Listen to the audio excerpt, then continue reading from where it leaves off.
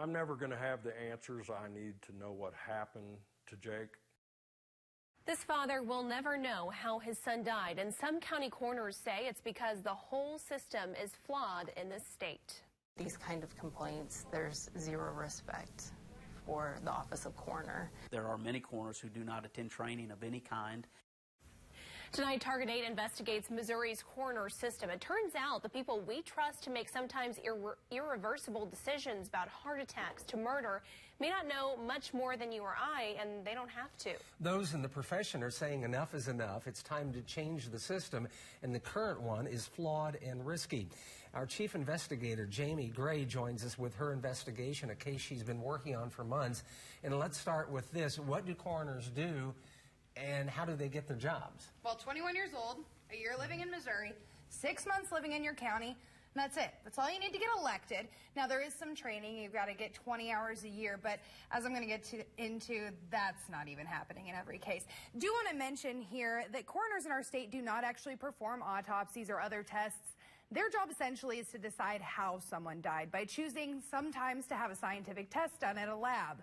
But in choosing or not choosing to do those things or deciding how to interpret those tests, coroners are making huge decisions that in some cases have to stand up in court, impact life insurance payouts, or at simplest, give a family closure. That's closure one family will not get. You'll meet them now with their one story that could potentially indicate many, many more. A police officer got on the telephone and he said that my son had passed away.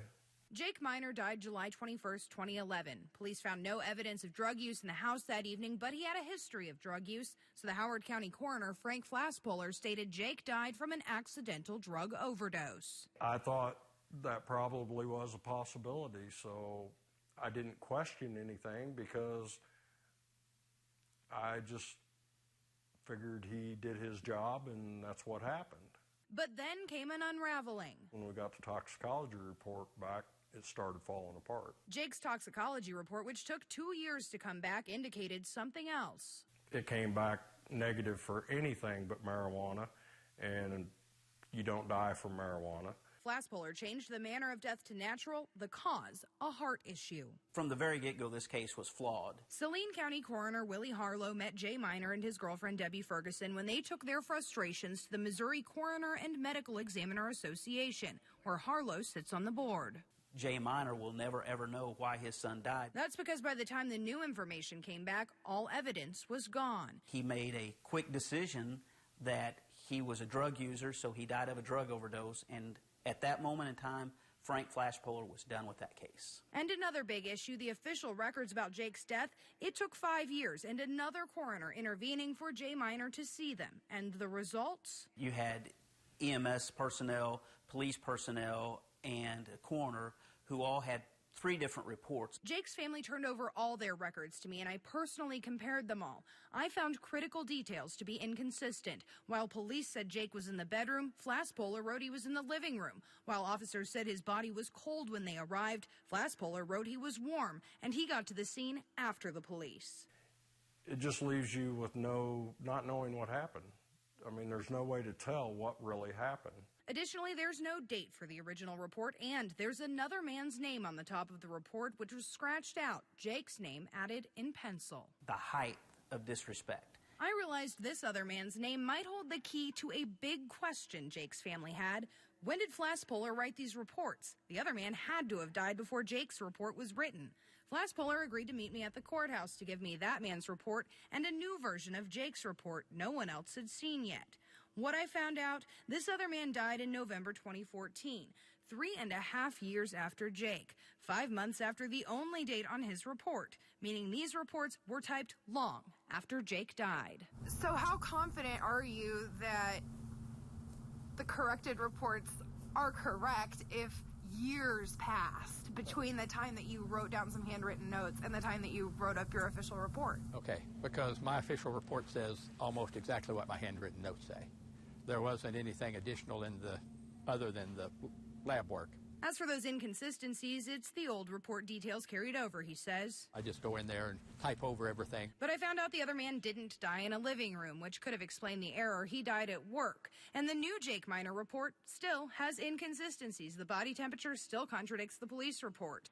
And why no autopsy? It's a balance between spending the taxpayers' money as frugally as you can, but still covering the things you need. So 6 years ago, it was pretty well. There were a couple of exceptions. It had to be criminal in order for me to authorize the autopsy and have the county pay for it. You're making a guess if you're not doing autopsies. This is Kathleen Little. She's the executive director for the Coroners Association, which is in charge of organizing training. She thinks Jake's case was riddled with problems. It just was one error after another. And unfortunately, there are more cases like this out there. Coroners have few requirements. They don't have to have any medical knowledge. Some aren't coming to training, and there's no recourse if there are questions about a coroner's work. Missouri's laws are very behind.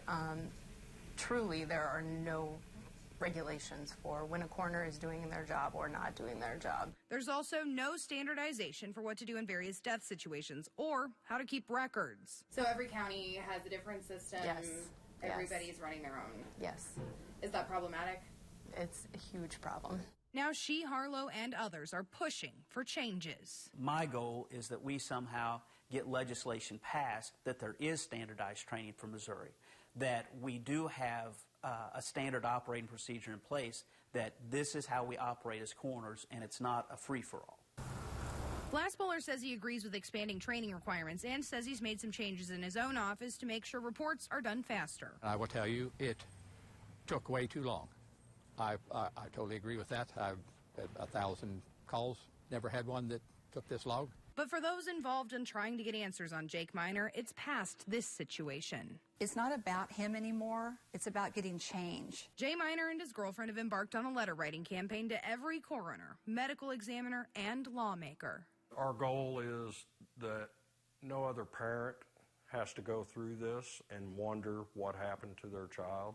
We have hit one brick wall after the other. The bricks can come down. You just have to be, willing to do the work, and people hopefully will step up and help us now. Tonight, just a few hours ago, in fact, the House Judiciary Committee here in Missouri heard a bill that would establish a coroner's training fund by putting a $1 fee on death certificates. The Coroners Association says it would like to use that money to bring a national organization in to do training. The bill would also make it illegal for coroners to sign death certificates if they're not up to date on their training. Harlow testified, bringing Jacob Miner's story to lawmakers, and mentioned the report that you just watched. We're waiting to see if this bill now moves out of committee. And so, Jamie, do other states have these issues as well? We are seeing some other complaints. For example, in Colorado, we're kind of seeing some similar issues. But then a lot of other states have more requirements or some different systems. Some use a centralized medical examiner's office. That can be a lot more practical, like when you think about a state with a smaller geography, fewer rural areas than what we have here in Missouri. Other states, Kansas, in fact, makes it so that coroners have to be doctors. Others say, hey, you've got to have a death investigator certification. In fact, the association here says that's something they would like to start moving toward here in Missouri. Deep story. She's been working on it for a while. Yeah.